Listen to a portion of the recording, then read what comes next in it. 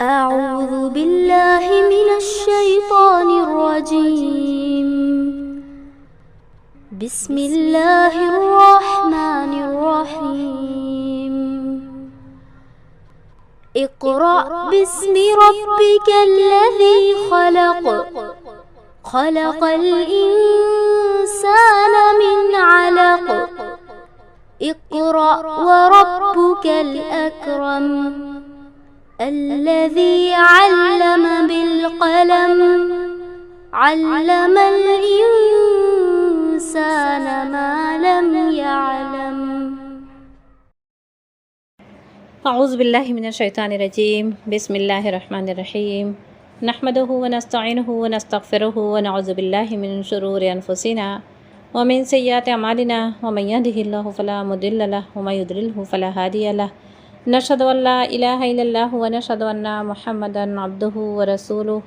رب اشرح لي صدری ویسر لي امری واحلل عقدۃ من لسانی یفقهوا قولی. السلام علیکم ورحمۃ اللہ وبرکاتہ. الحمدللہ آل عمران کے 6 رکوع کمپلیٹ ہو گئے. آج انشاءاللہ ہم 7واں رکوع آیت نمبر 64 سے 71 تک پڑھیں گے. عزیز بہنوں، آج چوتھے رکوع سے یہاں پر عیسیٰ علیہ السلام کا قصہ بیان کیا جا رہا ہے. دراصل یہ آپ لوگوں کو بتایا جا چکا ہے کہ اللہ کا جب مکہ فتح ہو گیا اور لوگ گروہ در گروہ اسلام میں داخل ہونے لگے تو عیسائیوں کا ایک بہت بڑا وفد اللہ کا رسول صلی اللہ علیہ وسلم کی خدمت میں حاضر ہوا. تو یہاں پر یہ اب اللہ کا رسول صلی اللہ علیہ وسلم اسلام کی دعوت ان کے سامنے پیش کرنا تھی. تو یہاں پر عیسیٰ علیہ السلام کی حقیقت بتائی گئی ہے کہ اسلامی عقیدہ کیا ہے، اسلام عیسیٰ علیہ السلام کے بارے میں کیا کہتا ہے، ان کی کیا حقیقت ہے، یہاں پر کھول کر بیان کیا گیا ہے. تو سب سے پہلے یہاں پر بتا دیا گیا ہے کہ عیسیٰ علیہ السلام وہ ابن اللہ نہیں ہے بلکہ عبداللہ ہیں، وہ اللہ کے بندہ ہیں. اور عیسیٰ علیہ السلام مریم علیہ السلام کے بیٹے ہیں اور ان کی پوری پیدائش کی حقیقت یہاں پر بیان کی گئی ہے کہ مریم علیہ السلام کون تھیں. وہ کوئی معمولی ہستی نہیں تھی. اللہ تعالیٰ کے نزدیک مریم علیہ السلام کی کیا اہمیت ہے، اور اللہ تعالیٰ نے مریم علیہ السلام کو معجزانہ طور پر عیسیٰ علیہ السلام کو پیدا کیا تھا. اور پھر اس کے بعد یہاں پر بتایا گیا ہے کہ وہ اللہ کے بندہ تھے اور رسول تھے، اور اللہ تعالیٰ نے وہ انہیں جو کرشمے جو معجزات عطا کیے تھے وہ اللہ تعالیٰ کی طرف سے تھے. کیونکہ یہاں پر دیکھیں معجزات بھی جو پیغمبروں کو عطا کیے جاتے ہیں نا، وہ اسی حساب سے عطا کیے جاتے ہیں جو اس سوسائٹی میں، جو اس معاشرے میں جس کا بہت ہی چلن ہوتا ہے، جس کی بڑی دھوم ہوتی ہے، جس کو لوگ بڑے مرعوب ہوتے ہیں. تو عیسیٰ علیہ السلام کے جس دور میں آئے تھے اس وقت طب میں جو ہے بہت ہی یہ مشہور تھے، اور بڑے ڈاکٹر اس وقت مشہور ہوئے تھے کہ اس وقت طب کا بہت چلن تھا. تو اللہ تعالیٰ نے عیسیٰ علیہ السلام کو، جیسا کہ موسیٰ علیہ السلام کے زمانے میں جادوگری کا بہت ہی بڑا فن سمجھا جاتا تھا اور اس میں مقابلہ آرائی ہوتی تھی، تو اللہ تعالیٰ نے وہ معجزہ عطا کیا کہ تمام عیسیٰ علیہ السلام کا جادو، جو موسیٰ علیہ السلام کا عصا نے تمام جادو کو توڑ دیا. اسی طرح سے جب عیسیٰ علیہ السلام اپنی قوم کی طرف بھیجے گئے تو عیسیٰ علیہ السلام کو وہ فن دیا گیا تھا کہ جو تمام اس کا توڑ تھا. کوئی ڈاکٹر، کوئی طبیب ایسا نہیں تھا جس کے پاس عیسیٰ علیہ السلام سے بڑھ کر ہوتا،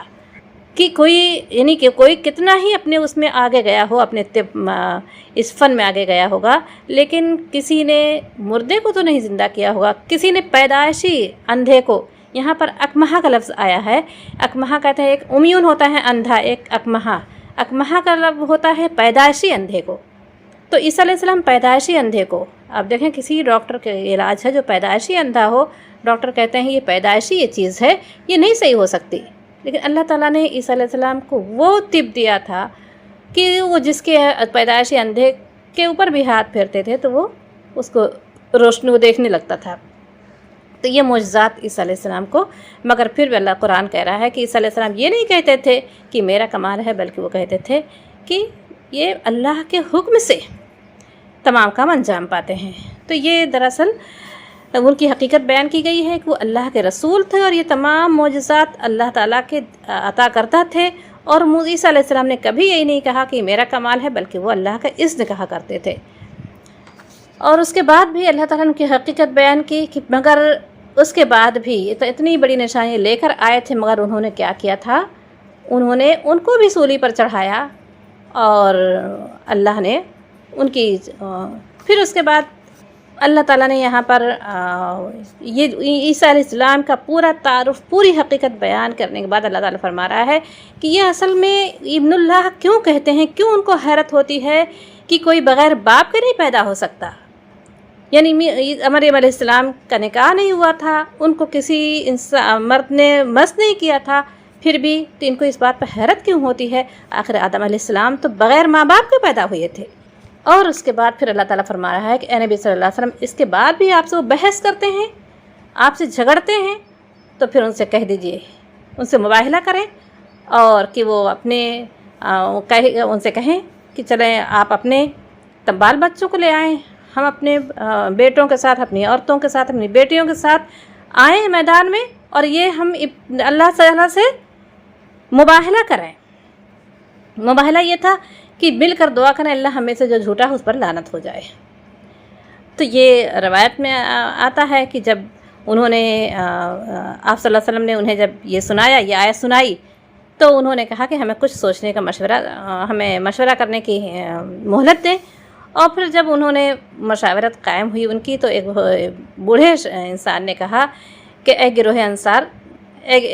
عیسائیوں، کیا تمہیں معلوم نہیں ہے کہ اللہ نے بنی اسماعیل، یہ ہماری اس میں لکھا ہوا ہے، کتاب میں لکھا ہوا ہے کہ اللہ نے ایک آخری نبی بھیجنے کا وعدہ کیا ہے، ہو سکتا ہے یہ وہی نبی ہو؟ تو پھر انہوں نے کہا کہ اگر ہم یہ مباہلہ ہم نے کیا تو ہماری نسلوں کی بھی خیر نہ ہوگی۔ بہرحال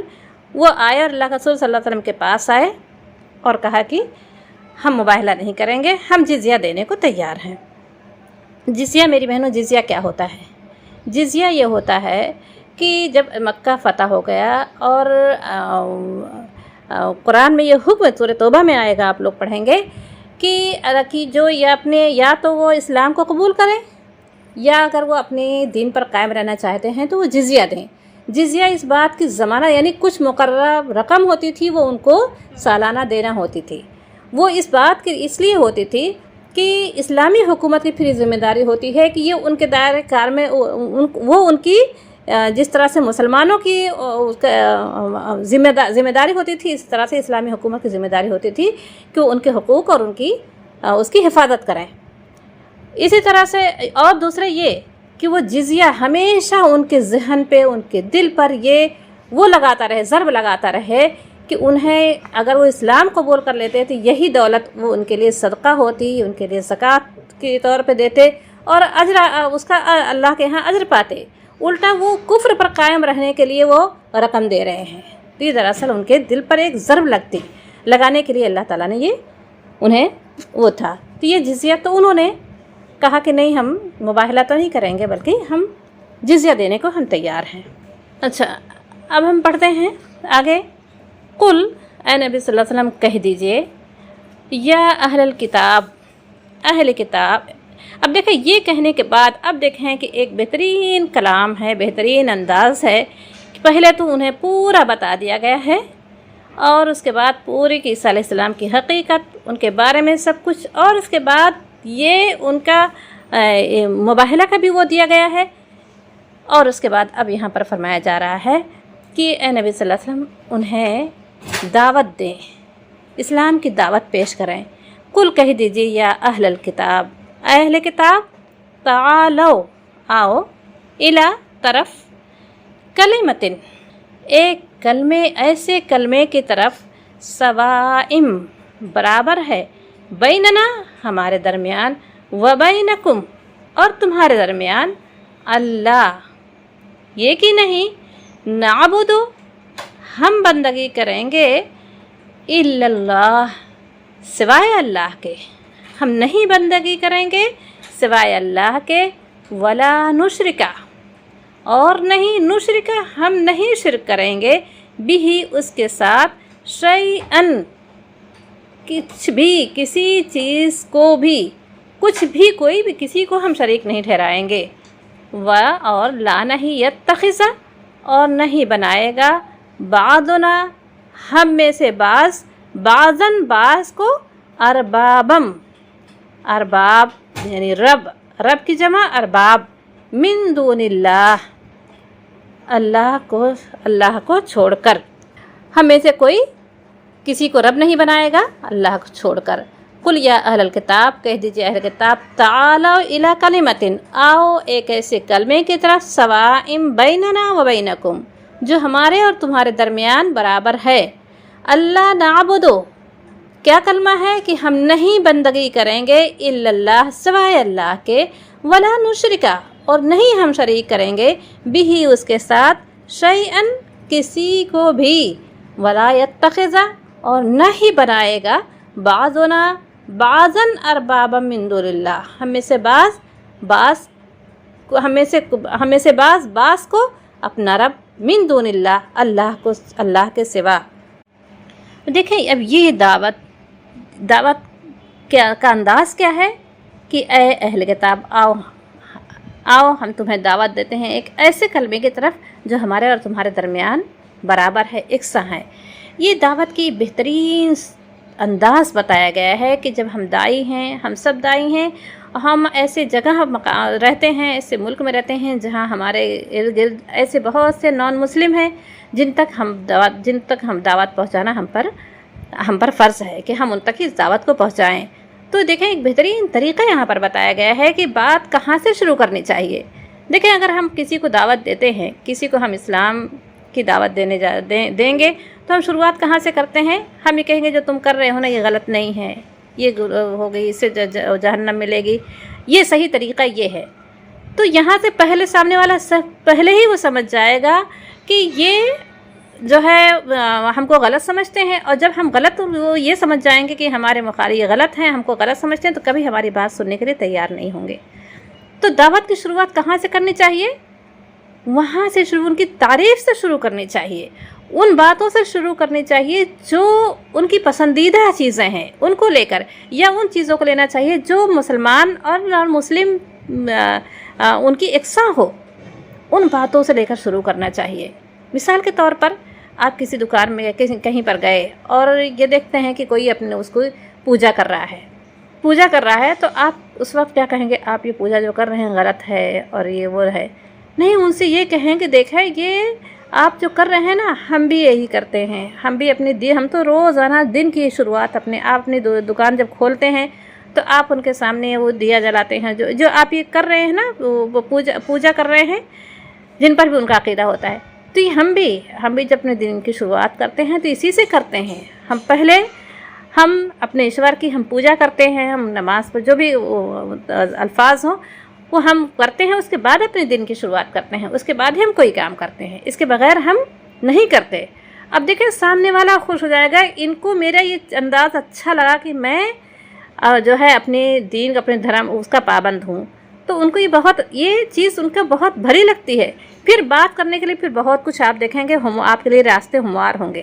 کیونکہ آپ اس کے دل کے اس کو دستک دے چکے ہیں کہ آپ اس کو سامنے والے کو پسندیدہ ہے، اچھا انسان سمجھ رہے ہیں۔ تو لیکن اگر ہم پہلے ضرب ہم نے لگا دی کہ یہ آپ جو کر رہے ہیں نا بہت برا ہے، ایسا نہیں ہونا چاہیے، کبھی آپ کی بات سننے کے لیے تیار نہیں ہوگا۔ تو یہاں پر ایک بہترین انداز بتایا گیا ہے کہ اے نبی صلی اللہ علیہ وسلم کہہ دیجئے اہل کتاب سے کہ آؤ ایک ایسے کلمے کی طرف جو ہمارا تمہارے درمیان برابر ہے، کہ ہم نہیں بندگی کریں گے سوائے اللہ کے، ولا نشرک بہ شیئا اور ہم اس کے ساتھ کسی کو شریک نہیں ٹھہرائیں گے، ولا یتخذ بعضنا بعضا اربابا من دون اللہ اور ہم میں سے کوئی کسی کو رب نہیں بنائے گا اللہ کو چھوڑ کر۔ دیکھیں ان کا وہ یہ تھا نا کہ جب آیت نازل ہوئی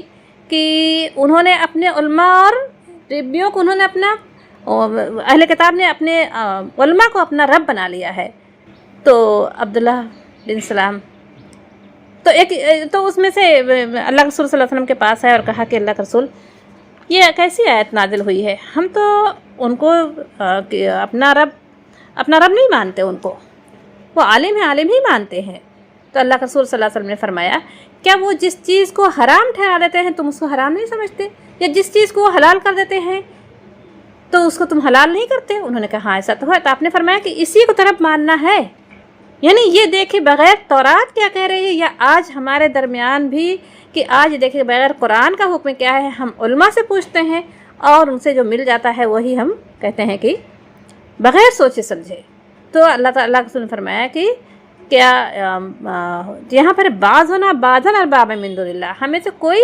کسی کو اپنا رب نہیں بنائے گا۔ رب کا مفہوم کیا ہے؟ رب یعنی جو بھی اللہ کے حکم کے آگے اللہ کا حکم کچھ اور ہو اور ہم اللہ کے حکم کے اوپر کہیں ہم جو ہے اپنے جس کے حکم کو ہم ترجیح دیں ہم نے اس کو اپنا رب بنا لیا، چاہے وہ حکم ہمارے کسی کا بھی ہو، سماج کا ہو، خاندان کا ہو، معاشرے کا ہو، جس چیز اللہ کے حکم پر جو حکم غالب آ گیا ہم نے اس کو اپنا رب بنا لیا۔ تو یہاں پر اللہ تعالیٰ فرما رہا ہے نبی صلی اللہ علیہ وسلم اس کو کہیں کہ آئے کلمے کے ہمارے اور تمہارے درمیان جو برابر ہے کہ ہم اللہ کے سوا کسی کو اس کے ساتھ کسی کو شریک نہیں ٹھہرائیں گے، وَلَا نُشْرِكَ بِهِ شَيْئًا، اور ہم اس کے ساتھ کسی کو شریک ہم نہیں بندگی کریں گے سوائے اللہ کے، وَلَا نُشْرِكَ بِهِ شَيْئًا، اور ہم اس کے ساتھ کسی کو شریک نہیں ٹھہرائیں گے، وَلَا يَتَّخِذَ بَعْضُنَا بَعْضًا أَرْبَابًا مِّن دُونِ اللَّهِ، اور ہمیں سے کوئی بعض کو رب نہیں بنائے گا اللہ کو چھوڑ کر۔ فَإِن تَوَلَّوْا، پس اگر وہ پلٹ جائیں، فَقُولُوا اشْهَدُوا، تو کہو کہ گواہ رہو بِأَنَّا مُسْلِمُونَ، کہ ہم فرما بردار ہیں۔ یا اہل الکتاب، اہل کتاب، لما، کیوں، تحاجون، تم حجت کرتے ہو، تم جھگڑا کرتے ہو، فی ابراہیم، ابراہیم علیہ السلام کے بارے میں، اور ما جو انزلت التوراہ، اور ما نہیں انزلہ نازل کی گئی تورات والانجیل، اور انجیل، الا مگر من بعد ہی، اس کے بعد، یہ تورات اور انجیل اس کے بعد ہی نازل کی گئی ہے۔ یا اہل کتاب لما تحاجون، تم کیوں جھگڑتے ہو، فی ابراہیم، ابراہیم علیہ السلام کے بارے میں، وما انزلت التوراۃ والانجیل، اور نہیں نازل کی گئی تورات اور انجیل، الا من بعد، مگر اس کے بعد، افلا تعقلون، کیا تم عقل سے کام نہیں لیتے؟ یعنی یہ جھگڑتے تھے کیونکہ دونوں دعوے دار تھے، یعنی ابراہیم علیہ السلام کے دعوے دار اہل مشرکین مکہ بھی تھے، اور عیسائی بھی تھے، یہودی بھی تھے، تو وہ آپس میں جھگڑتے تھے، وہ کہتے تھے کہ وہ عیسائی تھے اور وہ کہتے تھے کہ یہودی تھے۔ تو یہاں پر اللہ تعالیٰ فرما رہا ہے کہ اہل کتاب تم کیوں جھگڑتے ہو ابراہیم کے معاملے میں، وما انزلت التوراۃ،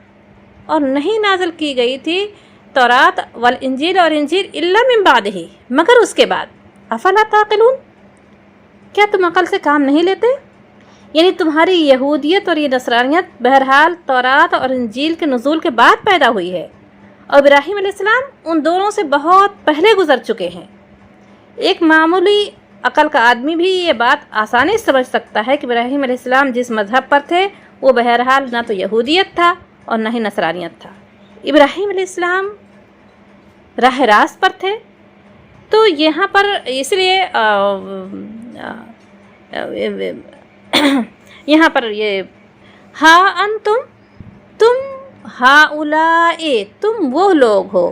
حاججتم، تم حجت کرتے ہو، فی میں ما جو لکم تمہارے لیے، فی ما اس کے بارے میں، لکم تمہارے لیے بھی علم ہے، جس کا تم اس کے بارے میں جھگڑتے ہو، جس کے بارے میں تمہیں علم ہے، فلما تحاجون، بس تم کیوں جھگڑتے ہو، تم کیوں حجت کرتے ہو، فی ما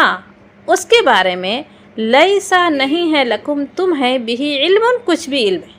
یعنی جس کے بارے میں تمہیں علم ہے تم اس کے بارے میں بھی تم وہ جو ہے بحث کرتے ہو۔ یعنی ابراہیم علیہ السلام، یہ علم تو ہے کہ تمہارے تورات اور انجیل میں اس نبی کی پیشن گوئی کی گئی ہے، تمام نشانیاں لکھی ہوئی ہیں، یہ کہ ایک آخری نبی آئے گا اور تمام پیشن گوئیاں جو لکھی گئی اس نبی پر ثابت ہوتی ہیں، مگر پھر تم اس کے بارے میں کیوں جھگڑتے ہو جس کا تمہیں علم ہی نہیں ہے؟ ابراہیم علیہ السلام تو بہت پہلے آ چکے تھے، تمہیں جو ہے یہ کیسے تم وہ کر سکتے ہو کہ وہ یہودی تھے یا نصرانی؟ واللہ، اور اللہ، یعلم، وہ خوب جانتا ہے، وانتم لا تعلمون، اور تم کچھ نہیں جانتے۔ ما کانا، نہیں تھا ابراہیم یہودیوں، نہ تو ابراہیم یہودی تھا، ولا نصرانیہ، اور نہ ہی نصرانی۔ ابراہیم علیہ السلام نہ تو یہودی تھے ولا نصرانی اور نہ ہی نصرانی، لیکن کانا تھے حنیفا مسلمہ، وہ کیا تھے؟ حنیفہ، یکسو ہو کر مسلمہ، فرما بردار، وہ فرما بردار تھے، وہ مسلم تھے اور یکسو تھے، ادھر بھی ادھر بھی، وہ وما کانا من المشرکین، وہ مشرکوں میں سے نہ تھے۔ حنیف کہتے ہیں کہ تمام اس سے رخ موڑ کر یکسو ہو کر اللہ کا فرما بردار بن جانا، ہر طرف سے رخ موڑ کر۔ ابراہیم علیہ السلام کی دعا ہے انی وجہت وجہی للذی فطر السماوات والارض حنیفا وما انا من المشرکین۔ تو یہ ان کو ابراہیم علیہ السلام حنیف بھی ہے کہ وہ دین حنیف وہ تھے، ان کا وہ یکسو ہو کر اللہ کے فرما بردار ہو گئے تھے اور وہ مشرکوں میں سے نہ تھے۔ ان اولا الناس، بے شک اولا، حقدار، اولین حقدار کون ہیں لوگوں میں سے؟ بے ابراہیم، ابراہیم کے، للذین، وہ لوگ، اتبعوہ، جنہوں نے اس کی اتباع کی، یعنی جو ابراہیم علیہ السلام کے طریقے کی جو اس نے پیروی کی، وہ ابراہیم کا اولین حقدار ہے، ان کا دعوے دار ہو سکتا ہے۔ اور وَهَذَا النَّبِيُّ، یعنی باتوں سے دعوت وہ نہیں ہو سکتا۔ ہم کہتے ہیں نا، آج ہم کہتے ہیں نا کہ ابراہیم، اللہ کے رسول صلی اللہ علیہ وسلم پر ابراہیم علیہ السلام، اللہ کے رسول صلی اللہ علیہ وسلم سے محبت کرنے دعوے دار کثرت سے ہیں، ان کی وہ جو ہے ان کی کمی نہیں ہے، لیکن اللہ کے رسول صلی اللہ علیہ وسلم کے حکم پر عمل کرنے والے کتنے ہیں؟ تو آج بھی اسی طرح سے ابراہیم علیہ السلام کے دعوے دار تو بہت تھے، ان کی محبت کا دعویٰ کرنے والے، مگر اللہ تعالیٰ یہاں پر فرما رہا ہے کہ ابراہیم علیہ السلام کے اولین حقدار کون ہیں؟ کون اس کے جو ہے اولین حقدار ہیں؟ وہ لوگ جو اس کی اتباع کرتے ہیں، جو اس کی پیروی کرتے ہیں۔ اور وَهَذَا النَّبِيُّ، اور یہ نبی، وَالَّذِينَ آمَنُوا، اور وہ لوگ جو ایمان لائے۔ یہاں پر اللہ تعالیٰ نے انگلی رکھ کے بتا دیا ہے کہ کون ابراہیم علیہ السلام کے اولین حقدار ہے۔ اور واللہ ولی المؤمنین، اب یہاں پر اللہ تعالیٰ نے انگلی رکھ کے بتا دیا ہے کہ اللہ کن لوگوں کے ساتھ ہے، اور ابراہیم علیہ السلام کے اس کے حقدار کون ہیں؟ ان کے اولین حقدار وہ لوگ ہیں جو اس کی ابراہیم علیہ السلام کی طریقے کی پیروی کرتے ہیں، اور یہ نبی ابراہیم علیہ السلام کے پیرووں میں سے اولین حقدار ہے، اور وہ لوگ جو ایمان لائے۔ واللہ ولی المومنین، اور اللہ مومنین کا دوست ہے، ولی ہے، ان کا حامی اور مددگار ہے۔ اس لیے ہمیں بھی یہ دیکھنا چاہیے کہ ہم اللہ کے رسول صلی اللہ علیہ وسلم کا کلمہ پڑھنے والے کہ لا الہ الا اللہ محمد رسول اللہ کہنا کافی نہیں ہے، آپ پر صرف درود بھیجنا کافی نہیں ہے، آپ کی عقیدت میں صرف نعتیں پڑھنا کافی نہیں ہے، بلکہ یہ اللہ کے رسول صلی اللہ علیہ وسلم کے طریقے کی پیروی کرنا یہ ہمارے لیے ضروری ہے، تب جا کے ہم یہ اس کے حقدار ہو سکتے ہیں کہ ہم اللہ کے رسول صلی اللہ علیہ وسلم کے ہاتھوں جام کوثر ہمیں نصیب ہو۔ ہم دعائیں کرتے رہیں گے لیکن ہمارا عمل اس سے خالی ہوگا تو نہ ہماری دعائیں، کہتے ہیں نا کہ کیا کریں، ہماری دعائیں نہیں قبول ہوتی، اس دعائیں کے قبول نہ ہونے کی وجہ کیا ہے اس پر بھی غور کیا کریں۔ صرف یہ دعا کر دینا کہ ہمیں اللہ کے رسول کے ہاتھوں جام کوثر نصیب ہو اور ہماری زندگی میں کہیں اس کی نظر نہ آئے کہ اللہ کے رسول صلی اللہ علیہ وسلم کہ ہم امتی ہیں، ہمارے طریقے سے، ہمارے اطوار، ہمارے ہر کسی بھی عمل سے یہ ظاہر نہ ہو، اور ہم اپنی خواہش کے مطابق اپنے پابند ہم ان لوگوں کے ہوں، تو یہاں پر جو بتایا گیا ہے کہ ہم میں سے کوئی کسی کو اپنا رب نہیں بنائے گا، دراصل یہی چیز ہے کہ ہمارے نزدیک اہمیت کس چیز کی ہونی چاہیے کہ اللہ کے رسول صلی اللہ علیہ وسلم کی اللہ کے رسول صلی اللہ علیہ وسلم جو شریعت لے کر آئے تھے وہ شریعت کیا کہہ رہی ہے، اللہ کے رسول صلی اللہ علیہ وسلم زندگی کے ہر شعبے میں اللہ کے رسول کا اسوہ کیا ہے، اللہ کے رسول صلی اللہ علیہ وسلم نے ہمیں ہدایت کیا کی ہے۔ اگر ہم نے یہ نہیں دیکھا تو ہم کتنی بھی نعتیں پڑھیں، کتنی بھی درود بھیجیں، کتنی بھی دعائیں کریں، وہ ہمارے کام نہیں آ سکتی جب تک کہ ہم اس طریقے کی پیروی نہیں کریں گے جو اللہ کے رسول صلی اللہ علیہ وسلم جو لے کر آئے تھے، جو دین لے کر آئے تھے۔ جب تک اس دین کو اپنی زندگی میں داخل نہیں کریں گے ہمارا سب دعویٰ بیکار ہوگا۔ یہاں پر اللہ تعالیٰ فرما رہا ہے بے شک ابراہیم کے اولین حقدار، ان کی قربت کے اولین حقدار وہ لوگ ہیں جو اس کی اتباع کرتے ہیں، اور یہ نبی اور وہ لوگ جو ایمان لائے۔ اور اللہ کس کے ساتھ ہوگا؟ ولی المؤمنین۔ اب ہم دعائیں مانگ رہے ہیں، ہماری دعائیں قبول نہیں ہوتی، ذرا کبھی ہم نے خیال کیا کہ ہم نے اللہ کا رسول صلی اللہ علیہ وسلم جو دین لے کر آئے تھے، ہم نے اس دین کا کیا حال بنایا ہے؟ اس دین کا ہم نے کیا حال بنایا ہے؟ ہمارے لین دین سے، ہمارے معاملات سے، ہماری تجارت سے، ہمارے خرید و فروخت سے، ہماری شادی بیاہ سے کہاں نظر آتا ہے وہ دین جو اللہ کے رسول صلی اللہ علیہ وسلم قائم کر کے گئے تھے؟ اگر نہیں نظر آ رہا ہے تو پھر ہم اس کے پھر حقدار بھی نہیں ہیں، محبت کرنے کے دعوے دار بھی نہیں ہو سکتے۔ زبانی دعووں سے بہتر یہ ہے کہ ہم عملی ثبوت دیں، ہم عملی محبت کرنے والے بنائیں اپنی اللہ کے رسول صلی اللہ علیہ وسلم کی اس لائی ہوئی شریعت پر، اللہ کے رسول صلی اللہ علیہ وسلم کے لائے ہوئے دین پر، وہ ہم اپنی خواہش کو قربان کر دیں، اپنے رسم و رواج کو قربان کر دیں، اپنے تمام عادات کو قربان کر دیں، تب جا کے ہم نہ زبان سے نہ بھی کہیں گے تو بھی ہم اللہ کے رسول صلی اللہ علیہ وسلم انشاءاللہ تعالی ہماری سفارش بھی کریں گے اور جام کوثر بھی نصیب ہوگا انشاءاللہ۔ لیکن اگر ہم زبانی دعوے کرتے رہے اور ہمارے عمل اس سے خالی رہے تو پھر ہم خود اپنے آپ کو دھوکے میں رکھیں گے۔ آگے پڑھتے ہیں۔ ودت اور چاہتی ہے، طائفتم ایک جماعت، من سے اہل الکتاب اہل کتاب میں سے، لو کاش کی، یضلو وہ گمراہ کر دے، یضلونکم وہ تم کو گمراہ کر دیتے، ودت طائفۃ من اہل الکتاب اور چاہتی ہے ایک جماعت اہل کتاب میں سے، لو یضلونکم کاش کہ وہ تم کو گمراہ کر دیتے۔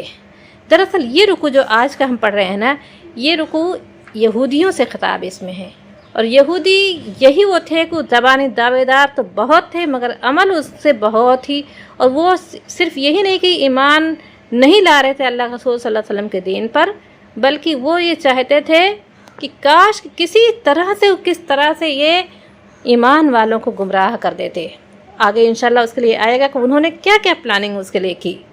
اب دیکھیں کہ ام المومنین حضرت صفیہ رضی اللہ تعالی عنہا، جب وہ اللہ کے رسول صلی اللہ علیہ وسلم سنا کہ ایک نبی ہے جو ایک شخص ہے جو اپنے آپ کو پیغمبر کہتا ہے، تو وہ اللہ کے رسول صلی اللہ علیہ وسلم کی ملاقات کے لیے آئے، اور وہ خود اس بات کو روایت کرتی ہیں صفیہ رضی اللہ تعالیٰ عنہ کہ میرے چچا اور میرے باپ یہودی عالم تھے، وہ ان کے پاس گئے، اللہ کے رسول صلی اللہ علیہ وسلم سے ملاقات کی، اور جب واپس ہوئے تو بہت ہی ٹینشن میں وہ گھر میں داخل ہوئے، اور میں نے یہ کہتے ہوئے سنا کہ میں بہت چھوٹی تھی، میں دوڑ کر ان کے پاس گئی مگر انہوں نے میری طرف مجھے اہمیت نہ دی، اور میں نے یہ کہتے ہوئے سنا کہ میرے چچا نے سوال کیا میرے والد سے کہ بھائی کیا یہ وہی نبی ہے جس کی پیشن گوئی ہمارے تورات میں کی گئی ہے؟ تو انہوں نے کہا کہ ہاں یہ وہی نبی ہے جس کی پیشن گوئی ہماری تورات میں کی گئی ہے۔ پھر انہوں نے کہا پھر کیا ارادہ ہے؟ انہوں نے کہا کہ خدا کی قسم جب تک جان میں جان ہے اس کی مخالفت کروں گا۔ تو دراصل یہ یہودی صرف اتنا ہی نہیں تھا کہ ایمان نہیں لا رہے تھے، بلکہ یہ چاہ رہے تھے کس طرح سے، ان کی کوشش یہ تھی کہ وہ گمراہ کر ڈالتے۔ تو اللہ تعالیٰ فرما رہا ہے نبی صلی اللہ علیہ وسلم چاہتی ہے ودت اے ایمان والو، ودت طائفہ تم چاہتی ہے ایک جماعت، من اہل کتاب میں سے، لو یضلونکم یہ ایمان والو، کم یہاں پر ہے، اس کا مطلب کہ اہل ایمان سے خطاب ہے۔ یضلونک ہوتا تو صرف آپ صلی اللہ علیہ وسلم سے خطاب ہوتا، یہاں پر خطاب اہل جماعت اہل ایمان سے ہے کہ اے ایمان والو، اہل کتاب میں سے ایک جماعت یہ چاہتی ہے کہ کاش کو تم کو گمراہ کر ڈالتے، وما یضلون، اور نہیں وہ گمراہ کرتے، الا مگر انفسہم، سوائے اپنے آپ کے، وما یشعرون، اور انہیں خبر بھی نہیں ہے۔ میری بہنوں، یہ بہت بڑا کہ حضرت ام المومنین صفیہ رضی اللہ تعالیٰ عنہ کے والد حیی بن اخطب یہ یہودی تھا، اور یہ حالانکہ ان کی بیٹی اللہ رسول صلی اللہ علیہ وسلم کی نکاح میں آ گئی تھی،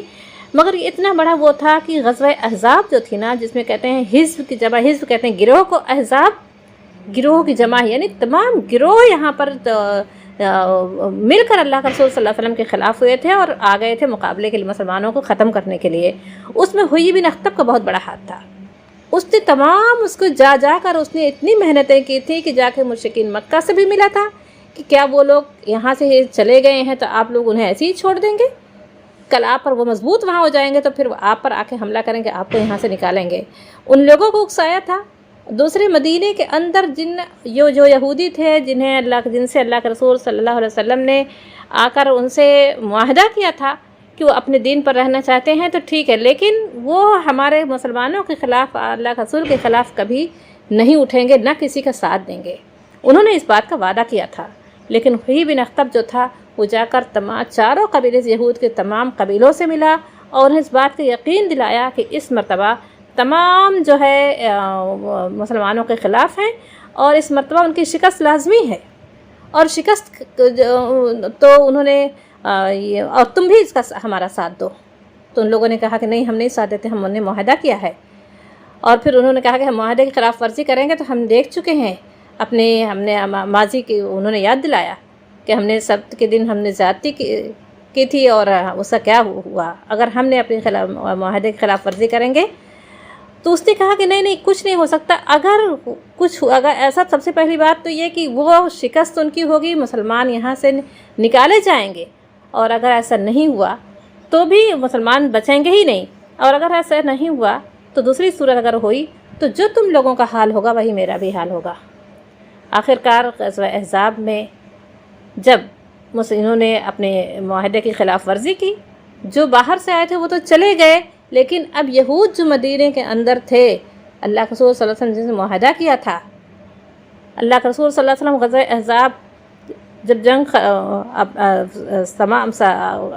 اپنے گھر آتے ہیں تو جبریل علیہ السلام آتے ہیں اور کہتے ہیں اللہ کے رسول آپ نے اپنے ہتھیار اتار دیے، حالانکہ فرشتوں نے نہیں اتارے، یعنی اشارہ تھا اللہ تعالیٰ کا کہ اب جن لوگوں نے بدعہدی کی ہے، جنہوں نے اپنے معاہدے کو توڑ دی ہیں، ان کی خبر لی جائے۔ چنانچہ اللہ کے رسول صلی اللہ علیہ وسلم یہود کے قبیلے میں گئے، بنو قریظہ قبیلہ جس نے بدعہدی کی تھی، وہاں اللہ کے رسول صلی اللہ علیہ وسلم گئے اور اپنے تمام ساتھیوں کے ساتھ گئے، اور اللہ کے رسول صلی اللہ علیہ وسلم صحابہ سے کہا تھا اس وقت کی عصر کی نماز ہم وہاں اس قبیلے میں پہنچ کر پڑھیں گے۔ تو بہرحال یہ کہ اس کی ہے، تو وہاں جب گئے تو اللہ کے رسول صلی اللہ علیہ وسلم نے ان سے،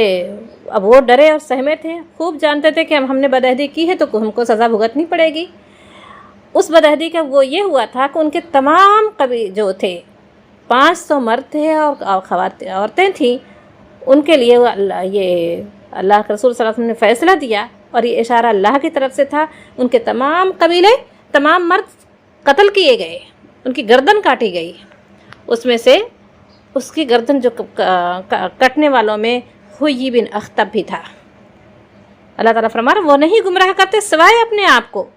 اس کی اس گمراہی کا نتیجہ یہ ہوا، اس کی مخالفت کا نتیجہ یہ ہوا کہ ان بدعہدوں میں اس نے کہا تھا نا کہ جو تمہارا حال ہوگا وہی میرا بھی ہوگا۔ چنانچہ جب تمام کی گردن کاٹی جانے لگی، وہ لوگ سمجھ نہیں رہے تھے، وہ کہہ رہے تھے پکارنے والا پکار رہا ہے، ایک پکارنے والا پکارتا تھا، اے فلاں بن فلاں آتا تھا، اور پھر وہ کہہ رہے تھے آخر کیا وجہ ہے جو جاتا ہے واپس نہیں لوٹتا۔ تو بہرحال وہ گردن کاٹی گئی 500 مردوں کی، اس میں سے حیی بن اخطب تھا۔ جب اس کی گردن کاٹی جانے لگی تو اس نے کہا کہ میں محمد صلی اللہ علیہ وسلم سے کہ میں محمد کی مخالفت پر آج بھی شرمندہ نہیں ہوں صلی اللہ علیہ وسلم۔ میں نے ان کی مخالفت کا بیڑا اٹھایا تھا، میں اس پر آج بھی شرمندہ نہیں ہوں، لیکن یہ ضرور کہوں گا کہ جو اللہ کے مقابلے میں اٹھتا ہے اس کا یہی حال ہوتا ہے۔ اور یہ کہہ کر اس نے بھی اپنی گردن کٹوا دی، اس کی بھی گردن کاٹ دی گئی۔ تو یہ تھی ان کی مخالفت یہودیوں کی اس قدر۔ تو اللہ تعالیٰ یہاں پر فرما رہا ہے کہ وَمَا يَضِلُّونَ إِلَّا أَنفُسَهُمْ، نہیں وہ گمراہ کرتے سوائے اپنے آپ کے، وَمَا يَشْعُرُونَ، اور انہیں شعور نہیں ہے۔ تو دراصل جب کوئی انسان راستے غلط قدم اٹھاتا ہے تو وہ خود اس کو نقصان پہنچتا ہے۔ وہ کوئی بھی راست سے ہٹا ہوا کام، کسی کی مخالفت میں، کسی کی ضد میں، کسی کے ہٹ دھرمی میں، اگر انسان راست سے ہٹ کر کوئی کام کرتا ہے تو اس کا نقصان وہ خود اس کا پہنچتا ہے۔ یہ تو یا اہل کتاب لما، کیوں تکفرون، کیوں تم کفر کرتے ہو بآیات اللہ، اللہ کی آیات کے ساتھ، وانتم، اور یہ کہ تم تشہدون، تم خود اس بات کے گواہ ہو، تم گواہ ہو اس بات کے کہ یہ رسول غلط نہیں ہے، یہ رسول سچا ہے، مگر تم کیوں کفر کرتے ہو اللہ کی آیات کے ساتھ، حالانکہ تم خود گواہ ہو، تم جانتے ہو جو پیشن گوئی ہماری کتاب میں کی گئی ہے یہ وہی نبی ہے، مگر پھر بھی تم کیوں چھٹلاتے ہو؟ لیکن اللہ کے رسول صلی اللہ علیہ وسلم نے جب صلح حدیبیہ کے بعد، صلح حدیبیہ یہ تھی کہ اس وقت صلح ہوئی تھی، اس بات کا معاہدہ ہوا تھا کہ 10 سال فریقین کے درمیان جنگ بند رہے گی۔ تو اس کے بعد اللہ کے رسول صلی اللہ علیہ وسلم کو جنگ سے جب تھوڑا فرصت میں، تو اللہ کے رسول صلی اللہ علیہ وسلم نے تمام عمراء کو، تمام بادشاہوں کو خطوط لکھے تھے۔ اس میں سے ایک خط ہرقل کے نام لکھا تھا، جو عیسائی تھا، روم کے بادشاہ تھا، وہ وہاں خط لکھا تھا۔ تو اس نے جو سوال کیا تھا، اور سوال کس سے کیا تھا؟ مشرکین مکہ سے جو آپ کے خلاف تھے، اس نے ان سے، جو وہ لوگ وہ تاجر تھے وہاں پر گئے تھے، اس نے ان کے بلایا تھا، جو کہا تھا جو محمد صلی اللہ علیہ وسلم سے جو ان کے خاندان میں سے جو قریبی ہو، یعنی وہ قریبی نسبی تعلق رکھتا ہو، اسے بلایا جائے۔ چنانچہ ابو سفیان بن حرب آیا اور سوال کیا اس نے، تو اس نے بہت سارے سوالات کیے تھے، ان سے سوال ایک یہ بھی تھا کہ کیا وہ شخص نے کبھی زندگی میں جھوٹ بولا ہے؟ تو ابو سفیان نے کہا کہ نہیں۔ تو اس نے کہا کہ جو انسانوں سے جھوٹ نہیں بول سکتا، وہ اللہ پر جھوٹ کیسے باز سکتا ہے؟ پھر اس نے کہا کہ اس پیغمبر کی دعوت کو قبول کرنے والے کون لوگ ہیں؟ تو اس نے کہا کہ وہ کمزور لوگ ہیں۔ تو انہوں نے کہا کہ ہاں، حقیقت یہ ہے کہ پیغمبروں کے پیروکار، پیغمبروں کی دعوت کو قبول کرنے والے ہمیشہ کمزور ہی ہوا کرتے ہیں۔ پھر اس نے یہ بھی سوال کیا، کیا اس کے دین میں کوئی داخل ہو کر، جو دین میں اس کے داخل ہوتا ہے، تو کیا پھر وہ کبھی کوئی واپس بھی پلٹا ہے؟ تو اس نے کہا کہ نہیں۔ تو اس نے کہا کہ حقیقت یہ ہے کہ ایمان کی بشاشت، ایمان کی خوبصورتی، ایمان کی چاشنی جب دلوں میں گھس جاتی ہے تو ایسا ہی ہوتا ہے، وہ کبھی اس دین سے واپس نہیں پلٹتا۔ تو یہ سوال یہ کہہ کر، اور اس کے بعد بھی، لیکن جب اس نے اپنے درباریوں سے جو اس کے بڑے بڑے لوگ تھے، رؤسائے مملکت کو، اتنے تمام عمرہ تھے، ان کو بند کمرے میں بلا کر کہا کہ اگر مسلمان ہو جاؤ تو ہدایت پا جاؤ گے، اور تمہارا ملک بھی تمہارے ہی پاس رہے گا۔ مگر وہ لوگ اس دعوت پر تلملا اٹھے اور بھاگنا چاہا۔ تو ہرقل نے کہا کہ یہ تو میں نے، اس کے دل میں یہ وہ گھس چکا تھا، مگر اس نے لوگوں کے لیے کیا کہا کہ جب اس نے دیکھا کہ درباری اس کے خلاف ہو گئے ہیں اور کھڑے ہو گئے غصے میں، تو اس نے کہا کہ یہ تو میں تمہاری صرف آزمائش کر رہا تھا، تم اپنے دین میں کتنے پختہ ہوئے، تم اپنے دین میں کتنے پختہ ہوئے، میں تمہاری آزمائش کر رہا تھا۔ چنانچہ کیوں اس نے کہا تھا، اپنی کرسی بچانے کے لیے، اپنی پوسٹ بچانے کے لیے اس نے یہ کہا تھا، اور حالانکہ وہ اس دین سے متاثر ہو چکا تھا، اللہ کے رسول صلی اللہ علیہ وسلم کی حقانیت سمجھ میں آ گئی تھی، مگر پھر بھی اس نے لوگوں کی وجہ سے اپنی پوسٹ کو بچانے کے لیے اس نے یہ کہا کہ میں تو تمہاری صرف آزمائش کر رہا تھا۔ چنانچہ انہوں نے ہرقل کو سجدہ کیا اور اس سے خوش ہو گیا۔ تو یہاں پر اللہ تعالیٰ فرما رہا ہے یا اہل کتاب، اہل کتاب لما تکفرون، تم کیوں کفر کرتے ہو بآیات اللہ، اللہ کی آیات کے ساتھ، وانتم تشہدون، حالانکہ تم خود اس بات کے گواہ ہو، اس حقانیت کو، اس کو یہ پیغمبر سچا ہے اس کی بات کے تم خود گواہ ہو۔ یا اہل الکتاب، اہل کتاب لما کیوں، تلبسون تم چھپاتے ہو، تم لباس، تلبسون کہتے ہیں لباس، لباس کیا ہے یہاں پر، تا تم، لام با اور سین، یہ کیا ہے لبس، تلبسون تم کیوں لباس پہناتے ہو، لباس کا کام کیا ہوتا ہے، وہ جسم کو چھپاتا ہے، تو یہاں پر لباس تم کیوں لباس پہناتے ہو، الحق کا حق پر، بالباطل باطل کا لباس کیوں چڑھاتے ہو، وتکتمون اور تم کیوں چھپاتے ہو، الحق کا، اور تم حق کو کیوں چھپاتے ہو، وانتم اور یہ کہ تم تعلمون تم خوب جانتے ہو، یعنی یہاں پر اللہ تعالیٰ فرما رہا ہے کہ تم خوب جانتے ہو کہ تم اس حق پر یعنی لوگوں کو کیوں بہکاتے ہو، یا اگر قبول نہیں کر رہے ہو تو کم سے کم انسان خاموش ہو جائے، اس حقانیت کو سمجھ کر اس پر باطل کا لباس، وہ حق پر باطل کا لباس کیوں چڑھاتے ہو، اس کو مشتبہ کیوں بناتے ہو۔ ان سے اللہ کے رسول صلی اللہ علیہ وسلم سے کو لوگوں کو ایمان ان سے کہا جاتا تھا، جو لوگ دیکھتے تھے متاثر ہیں وہ کہتے تھے ذرا ان سے ان کے ذرا پوچھیں، اگر یہ پیغمبر اپنے آپ کو کہہ رہے ہیں تو ذرا اصحاب کہف کے بارے میں بتائیں، وہ ان سے کہتے تھے اچھا ذرا وہ پیغمبر ہے تو ذرا بتائیں کہ بنی اسرائیل مصر کیسے پہنچ گئے، ان کا مقام تو فلسطین تھا، وہاں سے وہاں کیوں پہنچ گئے، کیسے پہنچے، تو دراصل یہ تو اللہ تعالیٰ نے پورے سورہ یوسف نازل کر کے اس کی تفصیل بتا دی،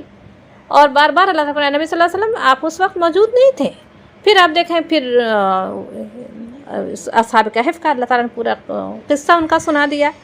تو یہ دراصل وہ اللہ تعالیٰ یہاں پر دونوں صورتوں میں یہاں پر اللہ تعالیٰ فرما رہا ہے کہ تم کیوں لوگوں حق پر باطل کا لباس چڑھاتے ہو۔ تو اب حق پر باطل کا لباس، ایک تو یہ وہ تھے کہ انسان کو جان بوجھ کر